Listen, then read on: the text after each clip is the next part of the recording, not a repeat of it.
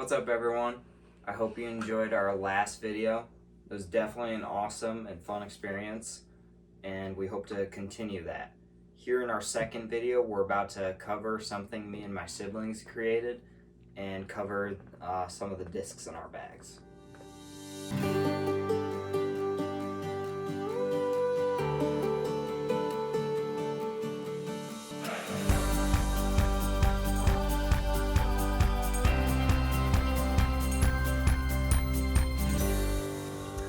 Okay, so for this portion of the video, we're going to talk over our process for actually building the shelf. Yep. So here it is. In the beginning stages, I came up with this plan. I wrote it all down on paper. I started working on some measurements, and luckily I had some wood to get together, and so I just had this idea that I was going to build a shelf. And so I just went ahead and tacked it, and so now here you are seeing us starting to build the frame in this section of the video. And then, in this next part of the video, we're starting to put together the individual shelves that's going to hold the discs on it. So this is basically the body of the shelf. So okay, so there's our two sides to it, and now we're putting on the siding to hold our two parts together. Yep. And there's the top that you're seeing. We had to work on that for a little bit, put that on top. And now in this next part, what you're seeing is we had this idea for the disc golf minis. We're gonna create a little rack to place them on, and so we're just working on gluing them down. We had some sort of glue issues initially, but once we got over that, we were able to start putting the rack down, which is what you're seeing here. Yep. We had a lot of trouble with the glue at the beginning. Eventually we just got a new bottle because the first one was not working. But in the end, that top part of the shelf came together. And also, another cool thing to see on the shelf is if you see on the top two corners of the shelf, there's two design logos. Those are our logos that Titus designed and he's put on the shelf. We didn't videotape that part, but it's just kind of a cool feature that we had on the shelf. Yep, it was a little idea I had worked on, and you can kind of see it there in both corners. So yeah. Alright guys, now we're going to get into the part of the video where we're going over our bags and what we're throwing right now. So, let's do it. Alright, so my putters, they are very special to me. All of them have a unique story, I would say. Okay, let's start with the first putter I ever had. It's just a basic AVR, but I snapped it in half. I threw it into a tree on a cold day and it snapped right in half. So I taped it up. It was my first putter. I scored my first par round, my first turkey, and so just a good memory disc, good learning putter. It's been a blessing. So that's my lucky disc. I always keep it in my front pocket of my bag. And now we have my actual putting putter, P2, since I'm a Discmania guy. I like Discmania. So that's what I putt with. I got this in the Discmania mystery box, actually. So, and then for my throwing putters that I actually throw, I found a glitch on the course. So I have a super understable throwing putter that's super glidey. So this thing is amazing, super useful. And then this guy, I also got in the Discmania mystery box. And yeah, this has just been a great overstable approach disc. So yeah. Alright, so now we're going to go into the mid-range section of my bag. And so starting with speed 4, I got a Taylor. I don't really use this disc. It's just like a backup for one of my next mid-ranges. But it's a good disc. I like it. And then we have my more overstable approach mid-range. It's a Maestro. I kind of like it. It's interesting. I haven't really learned it yet though, so learning to do with this disc. It's got a very thin rim. Yeah, it's pretty interesting. Like, if you can see that, that's pretty weird. But it's cool. And then this guy, oh my gosh, it's so good. It's Metal Flake MD3. Like, it's really heavy too. It is an amazing disc. Like, this is amazing. I love it so much. And then we have my other MD3. I have never thrown this guy. It's pristine. I'm just keeping it nice. I think it looks really cool.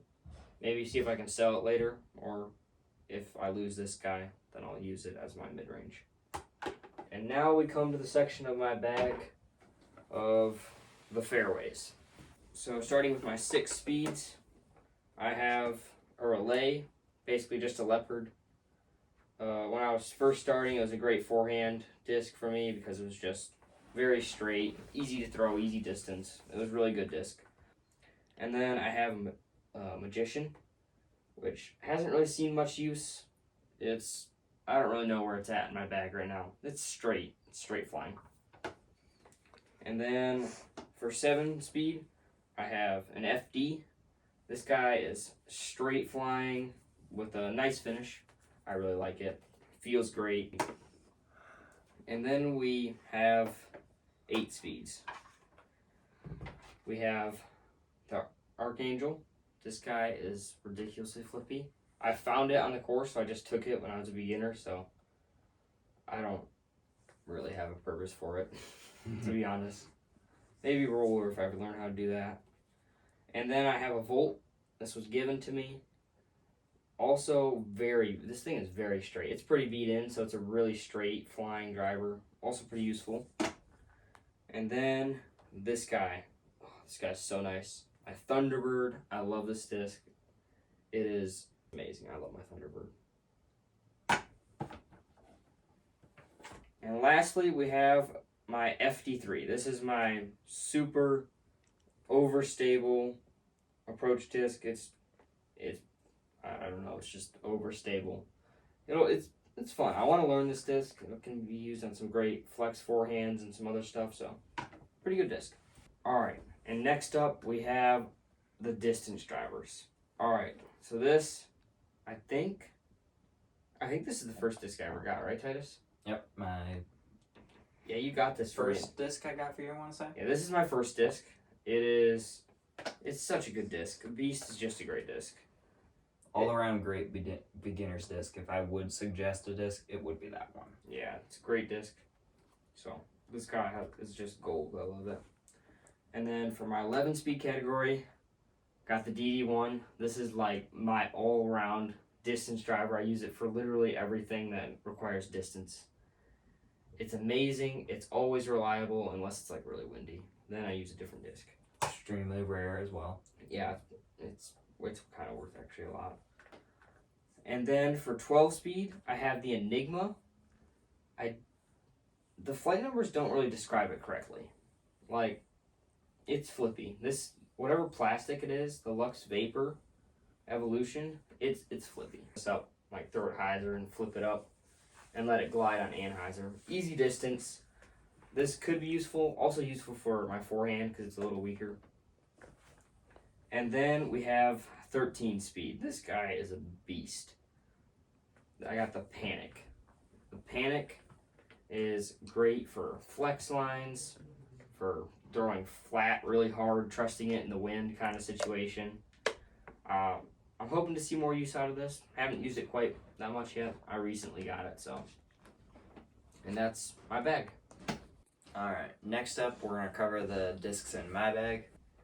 So the putters in my bag are basically all the same, kind of unlike Isaac's. They're called Pilots Special Edition putters. Pretty straight flying, a little bit of fade. The next one is called the Stabilizer. It's another Streamline discs. All of these here are from the brand Streamline discs. And the Stabilizer, it's pretty overstable, hooks pretty good. You can throw it on soft flex lines, and it's really good for up shots. That's when I tend to use this quite a bit. So next up we have the mid section in my bag. Definitely the smallest section. The first mid here is called Titanium Buzz OS. Decently overstable. And then I have a disc that is a classic for just about everyone, the Discraft Buzz. I got it with this. It's got like a money stamp if you look really close, and that's probably what's really neat about this disc. And you can just throw it. It's pretty neutral, flying. So yeah. Okay, so next up we have the fairway section of my bag. This is probably the most rare disc by far that I have. It is the MHAME Special Edition Raptor. Pretty stable. It's got the crystal plastic, which is pretty stable. And then it's got that special stamp, if you see right here, just showing its rarity. This was a gift from a friend, so it's pretty cool. And he's never thrown it, so it's perfect condition. Exactly. Next up, we have some of my favorite discs to throw right here. I have a Big Germ Thunderbird. Probably one of my all-around favorite discs to throw. Just throw it flat, let it fade. Definitely an all-time favorite. Definitely suggest it for when there's maybe a little bit of headwind. Great disc. I also have a Halo Thunderbird edition of that. Pretty cool looking. So here we have the Paige Pierce Passion, a gift from Isaac. Thank you very much. This is a great little flip-up driver that I'm starting to really like. You can throw it on a hyzer, pretty good hyzer actually. You can throw it maybe right about this angle and it'll flip up almost to flat. You can, if you wanted to throw it like closer to flat, you can get it to ride on anhyzer, and just a great all-around disc for whatever you want to do. Next up, we have the Fireball, which is an Axiom plastic disc. It is very stable. This is definitely the meat hook of my bag, if I would say any disc is. This thing is stable. Here we have the Roadrunner. The Roadrunner is a classic if you wanted to, throw a roller or something like that. It is flippy, but the edition that I got for some reason is kind of stable. I'm not sure why, but at this point it doesn't have much use in my bag. But that's... So next up we have the Star Leopard. This is an all-around great beginner's disc, if I would suggest one. Is a perfect flip-up fairway driver. Just a great all-around disc. I'm starting to throw more flat anhyzers with it and little technical shots once you get a little more reps with it. So yeah. And then I also have a Champion plastic edition of the Leopard as well. So yeah, a little more stable version. Okay, next up we have what is basically my first disc other than one of my pilot putters. Is the Star Beast. Like I said, a great all-around disc for throwing hyzer, flat, anhyzer. It's got that soft finish at the end. All-around great disc for anybody. And then here we have the Finish Line Era. This is an interesting disc because its flight numbers actually don't really line up. It says it's a 5-speed on here. It's definitely not. It's more of a 10-speed. And it is actually very stable.